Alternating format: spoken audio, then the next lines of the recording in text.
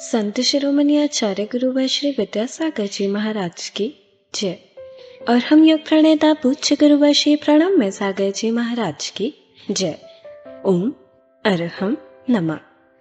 धर्म प्रेमी बंधुओं, श्री तत्वात् सूत्र ग्रंथराज की तृतीय अध्याय की कक्षा में आप सभी का स्वागत है। अब हम अध्याय 3 में सर्वज्ञ देव द्वारा बताए हुए जैन भूगोल का अध्ययन करेंगे, जो हमारे मोक्ष मार्ग को और भी सुदृढ़ बनाएगा। मोक्ष मार्गस्य नेतारं भेत्तारं कर्मभूरतां ज्ञातारं विश्वतत्त्वानां वन्दे तद्गुणलब्धये। देवादिदेव आदिम तीर्थंकर श्री ऋषभनाथ भगवान की, वर्तमान शासन नायक श्री वर्धमान महावीर भगवान की, परम पूज्य आचार्य गुरुवर श्री विद्यासागर जी महाराज की, है ना। अब दो क्षेत्रों के बीच में एक एक पर्वत डाल दो, ठीक है ना, विभाजन करना है ना। तो ऊपर जो क्षेत्र बताए थे कौन कौन से, भरत हेमवत। भरत और हेमवत के बीच में कौन सा पर्वत आ जाएगा, पहला हिमवन पर्वत, ठीक है ना। हेमवत और आगे हरि क्षेत्र, उसके बीच में क्या आ जाएगा, महाहिमवन पर्वत। हरि और विदेह के बीच में निषद पर्वत। विदेह के बाद में रम्यक, रम्यक क्षेत्र आएगा, है ना। उसके वो कौन सा पर्वत, नील पर्वत, ठीक है ना। और फिर रम्यक के बाद में हैरण्यवत, उसमें कौन सा पर्वत, रुक्मी पर्वत। और फिर उसके बाद में शिखरणी पर्वत, जो कि ऐरावत क्षेत्र और उससे पहले का हिरण्यवत क्षेत्र, उन दोनों के बीच का विभाजन करने वाला हो जाए। आगे से रचना समझ में, बिना नक्शे के आपके दिमाग में नक्शा फिट कर रहा हूं। अब नक्शा कहां रखूं मैं, यहां कभी आप जम्बू द्वीप का नक्शा अपने सामने लेकर के बैठना, देखना, तो उसमें आपको अब ये सब चीजें क्लियर हो जाएंगी, ठीक है ना। इस तरह से ये जम्बू द्वीप का केवल अभी आपको एक सन्निवेश बताया जा रहा है कि जम्बू द्वीप के अंदर अभी मोटी मोटी चीजें हैं। पर्वत जो ये बताए जा रहे हैं, इन पर्वतों को कहते हैं कुलाचल पर्वत, इन्हीं का नाम है। कभी आपने नाम सुना, क्या बोलते हैं इनको, कुलाचल पर्वत, है ना। तो एक द्वीप में जम्बू द्वीप हो गया, तो इस जम्बू द्वीप के अंदर कितने कुलाचल पर्वत हो गए, 6 कुलाचल पर्वत हो गए। समझ आया। हम थोड़ा सा भरत क्षेत्र के बारे में, जो एक क्षेत्र है ना, अब हमने उसको क्या कर दिया, एक धनुषाकार बना लिया। अब उसको एक अलग से आप एक धनुषाकार बना लो, पहले एक डिजाइन बना लो, ऐसा एक गोला, ऊपर से एक लाइन, इतना आप धनुषाकार आप बना लो, ठीक है ना। उसके बीचों बीच में एक लाइन और डाल दो, बिल्कुल बीचों बीच में। बिना नक्शे के समझा रहा हूं, इससे ज्यादा क्या सिंपल होएगा, है ना। बीचों बीच में एक लाइन डाल दी। ये लाइन जो डाल दी आपने, ये कहलाया विजयार्ध पर्वत। कभी नाम सुना आपने, हैं? हाँ, चक्रवर्ती जब दिग्विजय करने के लिए निकलता है तो इस विजयार्ध पर्वत से होकर के क्रॉस करके जाता है। और यही वो विजयार्ध पर्वत है जहां पर विद्याधर लोगों की, मनुष्यों की नगरियां बनी होती हैं। इसमें 2 श्रेणियां होती हैं, उत्तर श्रेणी और दक्षिण श्रेणी। तो उसका विभाजन, उसका वर्णन बाद में कभी। तो ये हो गया एक बीच का विजयार्ध पर्वत। अब इसी में वर्टिकल 2 लाइनें और खींचो, समझ आ रहा है ना। हाँ, खींच लो, मतलब लंबी खड़ी खड़ी 2 लाइनें और खींचो, बिल्कुल विभाजन करते हुए क्षेत्र का। अब कितने पोर्शन हो गए, ये देखो उसमें कितने पोर्शन हो गए, 4 ऊपर कहां से हो गए, अरे 6 हुए ना, 3 ऊपर 3 नीचे। अरे भाई, एक धनुषाकार में बीच में एक लाइन खींची और उसमें अंदर 2 लाइनें और खड़ी खड़ी खींच दोगे तो 1 2 3 4 5 6, सीधा सा गणित है। क्या करते हो आप लोग, कहां से 4 हो गए, पोर्शन अंदर कितने हो गए? 6 हो गए ना। ये जो हमने बड़ी बड़ी लाइनें खींची थी, ये लाइनें नहीं है, ये नदियां हैं। गंगा और सिंधु नदी इनका नाम है। समझ आ रहा है ना? मैं आपको बता रहा हूं सिंपल से, कैसे आपके दिमाग में ये चीज हमेशा बैठी रहे। अब आप देखो कि ये वो 6 खंड हैं। ये जो 6 पोर्शन हो गए ना, ये 6 खंड हैं। इन 6 खंडों में जो आपने विजयार्ध पर्वत के नीचे की लाइन है, ये कहलाएगा दक्षिण भाग। ठीक है ना? नीचे की तरफ, हमारी तरफ जो होगा वो दक्षिण, और उधर की ओर होगा ऊपर की तरफ, वो क्या कहलाएगा? उत्तर भाग। तो दक्षिण भाग में जो बीचों बीच का जो पोर्शन है, माने नीचे के विजयार्ध पर्वत के नीचे 3 पोर्शन है, उन तीनों में जो बीचों बीच का पोर्शन है उस पे लिख दो आर्यखंड। उस गोले में भीतर क्या लिख दो? बॉक्स में आर्यखंड। ये हो गया आपका आर्यखंड। और फिर जो बाकी के बचे 5, उन सब में लिख दो मिलेच्छखंड, मिलेच्छखंड, मिलेच्छखंड, मिलेच्छखंड। नहीं, सिंपल सी चीजें हैं। फिर भी एक बार और बता दो। अब कुछ भी तो नहीं है हाथ में मेरे। एक धनुषाकार आकृति बनाओ, अर्धचंद्राकार, उसके बीचों बीच में एक ऐसी हॉरिजेंटल ऐसी लाइन खींचो। ये हो गया विजयार्ध पर्वत। 2 नदियों के लिए 2 लाइनें उसके पास में और खींच दो, थोड़ी डिस्टेंस को लिए हुए 2 लाइनें। ये आपके 6 पोर्शन बन गए। जो विजयार्ध पर्वत के नीचे वाला पोर्शन है, वहां पर जो 3 पोर्शन बने, 1, 2, 3, उनके बीचों बीच वाले पोर्शन पर लिख दो आर्यखंड, और बाकी के जो 5 पोर्शन है सब पे लिख दो मिलेच्छखंड। ये होता है 6 खंड, 5 मिलेच्छखंड और 1 आर्यखंड। अब आप लोग देखो हम कहां बैठे हैं? आर्यखंड में, है ना? जम्बू द्वीप तो कितना बड़ा हो गया, वो तो गया। सुमेरु पर्वत और वो तमाम हिमवन, वो सब पर्वत तो सब छूट गए। भरत क्षेत्र के ही केवल 6 खंडों में से एक छोटे से ब्लॉक में हम बैठे हैं। अभी आपके नक्शे में छोटा सा ब्लॉक बन रहा है ना, वो है ना? वो ही इतना बड़ा है कि वही आपके लिए भी पूरा जानने में नहीं आ रहा है, वो आर्यखंड। इसके चारों ओर ये जो 5 मिलेच्छखंड हैं, इन 5 मिलेच्छखंडों में भी मनुष्य रहते हैं, यहां पर भी जीवन चलता है। और जो मिलेच्छखंडों की कभी कभी कोई विशेषता मैंने आपको बताई है, वो इन्हीं मिलेच्छखंडों की बताई। जैसे भी दूसरा अध्याय पढ़ रहे थे तो यहां नपुंसक वेद वाले जीव नहीं होते, यहां पर लब्धि, अपर्याप्तक, समूर्छन मनुष्य नहीं होते हैं। तो ये इन मिलेच्छखंडों की कुछ विशेषताएं भी हैं। जबकि यहां पर कोई धर्म कर्म नहीं होता है, तीर्थंकरों का विहार होगा वो केवल आर्यखंड में ही, नगरियों में होगा, मिलेच्छखंडों में नहीं होगा। चक्रवर्ती जो जाता है वो सब इन मिलेच्छखंडों की और आर्यखंड की सबकी परिक्रमा लगा करके विजय करके लौटता है वापिस अपनी अयोध्या नगरी में। जो आपने आर्यखंड बनाया है उसके बीचों बीच में एक छोटा सा गोला और बना लो, उसका नाम है अयोध्या नगरी। वो बीचों बीच में 12 बाई 9 योजन की। समझ आ रहा है ना? हाँ, इसका दूसरा नाम विनीता नगरी भी कहलाता है। क्या बोलते हैं इसको? हाँ, विनीता। तो इस अयोध्या से यह चक्रवर्ती शुरू होता है। विजयार्ध पर्वत का बहुत बड़ा वर्णन है, गुफाओं में से निकल करके फिर उस विजयार्ध पर्वत के पल्ली ओर, माने दूसरी ओर उधर जाता है। जो आपने नीचे लिख रखा है आर्यखंड, है ना, उसी लाइन के ऊपर वाले खंड में, माने ऊपर के 3 ब्लॉक में से बीच के ब्लॉक पर एक और गोला बना लो, उसमें लिख लो वृषवाचल पर्वत। क्या लिख लो? हाँ, एक छोटा सा चीज आपको समझ में आ जाए, ये वो पर्वत है जिस पर चक्रवर्ती विजय प्राप्त करने के बाद में अपना नाम खोदने के लिए इस पर्वत पे जाता है। वो इस मिलेच्छखंड में पड़ता है। समझ आ रहा है ना? इतनी सी सामान्य सी जानकारी है। ये क्या हुआ? ये भरत क्षेत्र की जानकारी हुई, है ना? जैसा एक क्षेत्र यह है भरत क्षेत्र, ये क्या भी कर्म भूमि है, ठीक इसी तरीके की रचना ऐरावत क्षेत्र में है। कितनी? ठीक ऐसी क्षेत्र की रचना बिल्कुल ऐरावत क्षेत्र में। वहां पर भी आपको ऐसे ही एक विजयार्ध मिलेगा, वृषवाचल मिलेंगे, वहां की नदियों के नाम अलग होंगे।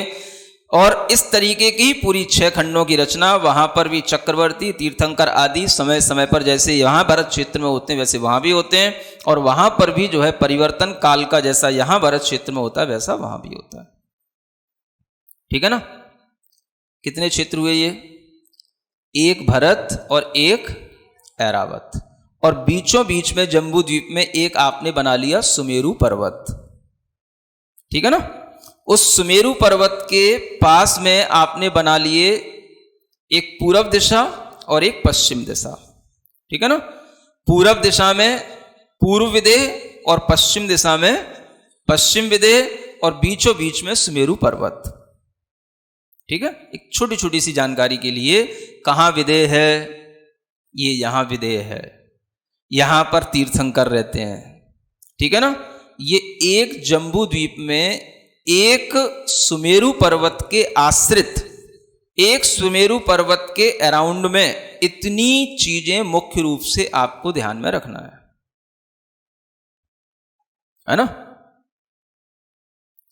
विदेह क्षेत्र की, सुमेरु पर्वत की, ये सब चीजें किसके आश्रित हैं? ये एक मेरु पर्वत के आश्रित हैं। अब आप एक रचना अपने दिमाग में इमेजिन करो, जैसा यह जम्बू द्वीप के अंदर हमने एक सुमेरु पर्वत के आश्रित रचना बनाई है, ठीक ऐसी ही रचनाएं 4 जगह और हैं।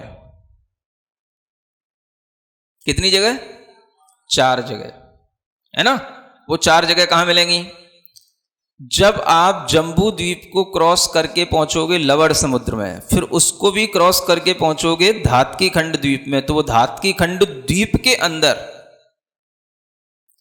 2 रचनाएं, 2 आपको सुमेरु पर्वत है ना, और एक सुमेरु पर्वत के इधर और उधर जितने पर्वत और क्षेत्र हैं, जितने कुलाचल हैं जो यहां बताया गया है, ठीक वैसी रचना धातकी खंड द्वीप में एक और दूसरी ओर आपको मिलेगी। आई बात समझ में? फिर आगे बढ़ोगे कालोदधी समुद्र, फिर आगे बढ़ोगे पुष्करार्ध द्वीप आएगा, है ना? तो उसमें भी फिर आपको 2 सुमेरु पर्वत और उसके आसपास इसी तरीके के विदेह, 6 कुलाचल, इसी तरीके की व्यवस्थाएं सब उधर भी हैं, और इस तरीके से आप देखोगे एक लाइन में ये 5 मेरु पर्वत आपको दिखाई देंगे। समझ आ रहा है?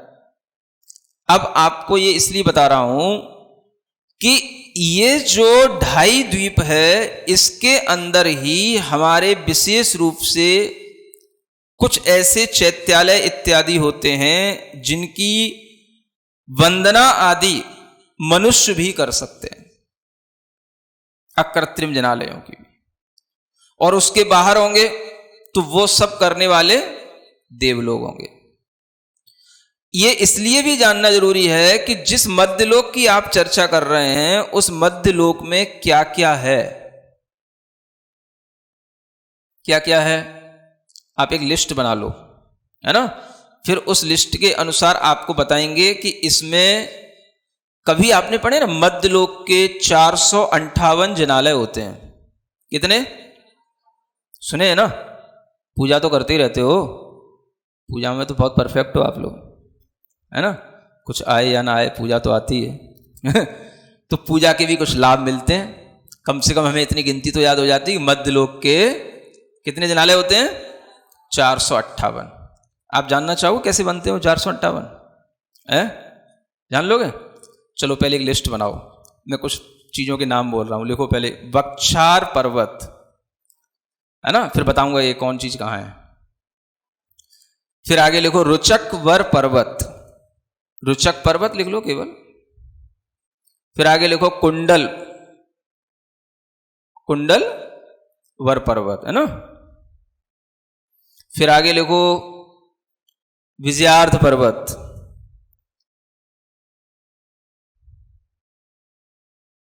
फिर लिखो मानुषोत्तर पर्वत, फिर लिखो कुलाचल पर्वत, फिर लिखो ईश्वाकार पर्वत,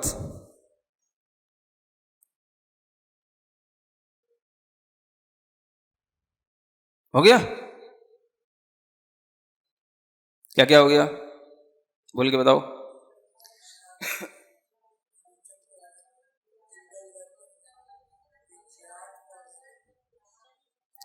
कुलाचल पर्वत और ईश्वाकार पर्वत, है ना। फिर लिखो देवकुरु उत्तर कुरु, ठीक है। और लिखो नंदीश्वर द्वीप, और लिखो पंचमेरु पर्वत, ठीक है ना। लिख लिए? अब आप इनकी संख्या लिखो, संख्या लिखना है। वक्षार पर्वत 16 होते हैं, एक विदेश एक सुमेरु पर्वत संबंधी, तो 5 विधेय के हो गए, 16 पंजे 80, है ना। ऐसा लिख लिए। रुचकवर पर्वत के सामने लिखो 4,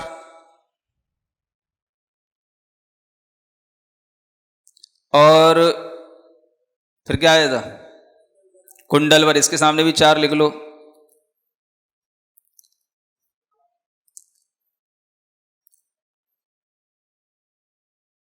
फिर आगे विजयार्थ पर्वत, विजयार्थ पर्वत आपके बनेंगे 170 क्षेत्र होते हैं, उसमें 170 विजयार्थ आएंगे, है ना।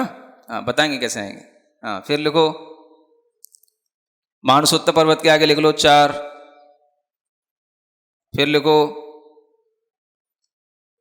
कुलाचल पर्वत, एक जम्बूद्वीप में 6, तो 5 में 6 पंजे 30 लिख लो, है ना। जो ऊपर आपने लिखा था ना वक्षार पर्वत, उसके साथ में 20 और होते हैं, अब आपको बताऊंगा, 100 लिख लो पूरा, 80 की जगह 100 लिख लो, है ना। क्या बचा अब? ईश्वाकार, ये 4 हो गए, इसके आगे भी 4 लिख लो। फिर देव कुरु उत्तर कुरु, है ना। तो एक एक कुरु में एक एक वृक्ष होता है, तो 2 पंजे 10 इनको लिख लो, है ना। हाँ और क्या बचा? नंदीश्वर द्वीप के 52 लिख लो, और पंचमेरु के 16 पंजे 80 लिख लो। जोड़ के बताओ कितने हो गए।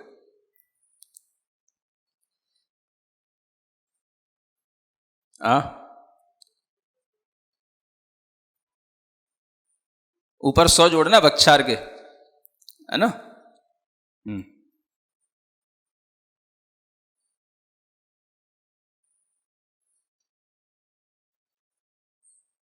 हो गए होंगे इतनी देर।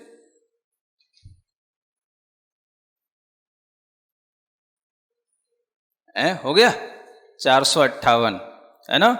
ये जिनालय हैं। ये कहाँ के जिनालय हैं? ये पूरे मध्य लोक में इतने ही जिनालय होते हैं। कल किसी ने पूछा ना कि कौन कौन सी जगह पे जिनालय होते हैं, या इन जिनालयों की क्यों महत्ता है। जो जहाँ पर जिनालय मुख्य रूप से हैं उनके नाम आपको बता दिए, है ना। तो जब कभी आपको मध्य लोक के जिनालयों की वंदना करने का भाव हो तो इतनी चीज़ों को याद कर लेना, ठीक है ना। इसके आगे का वर्णन बाद में करेंगे, आज का टाइम इतना ही, ठीक है। ओम अरहम नमः। तो चलिए आज की कक्षा का एक क्विक रिवीजन कर लेते हैं। हमने जाना कि धनुषाकार अर्धचंद्राकार आकृति के रूप में भरत क्षेत्र है। इसके बीचों बीच में एक हॉरिजॉन्टल लाइन के रूप में विजयार्थ पर्वत है। 2 वर्टिकल लाइंस जो गंगा और सिंधु नदियों को दर्शाती हैं, भरत क्षेत्र को 6 भागों में विभाजित करती हैं।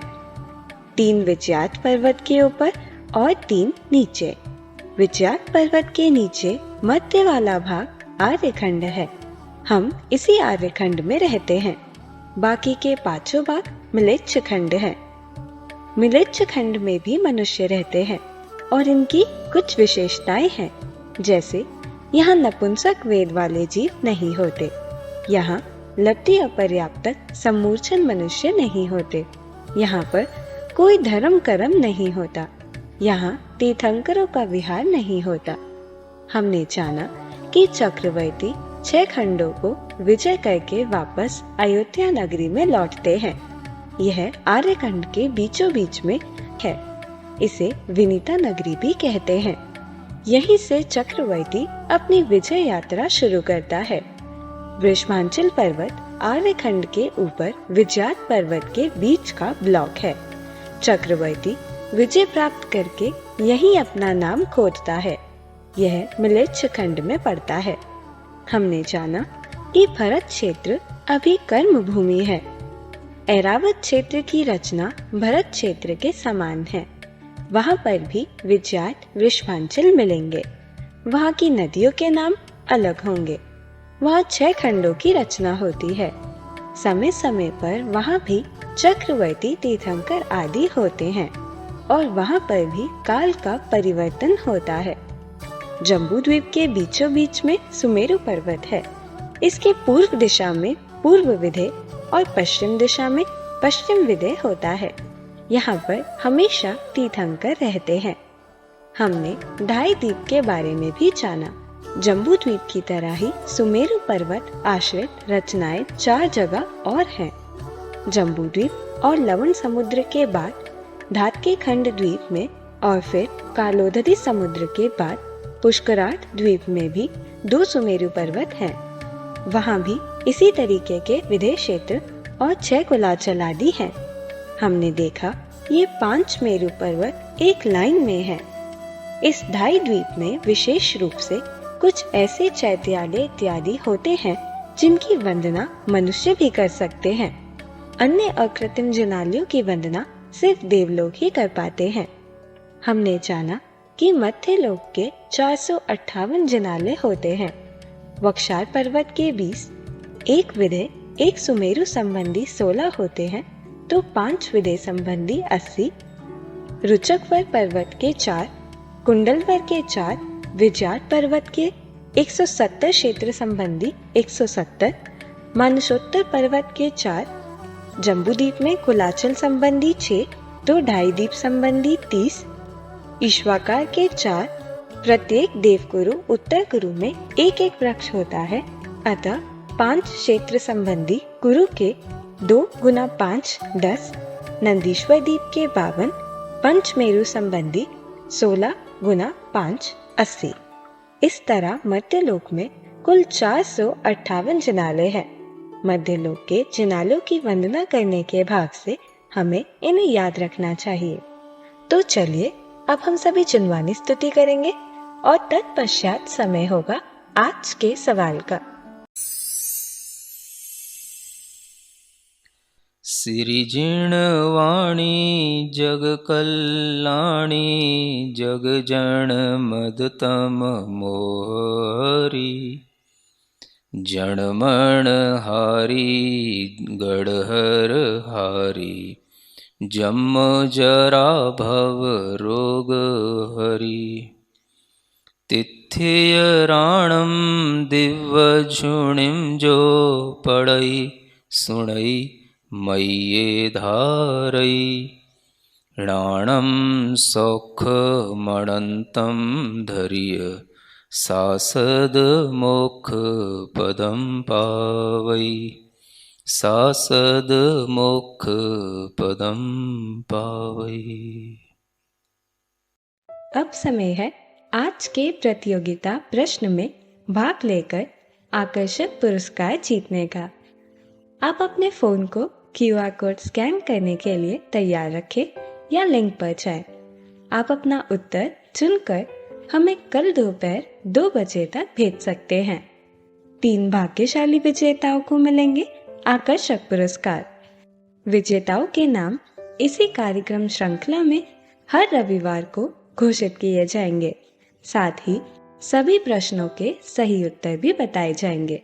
आज का सवाल है, किस नगरी का दूसरा नाम विनीता नगरी है? मथुरा, वाराणसी, कंपिला, अयोध्या। आप किसी कारणवश कोड को स्कैन न कर पाए हो तो आप क्लास की वेबसाइट पर जाकर उन्हें अटेम्प्ट कर सकते हैं या दिए गए लिंक और QR कोड को स्कैन कर सकते हैं।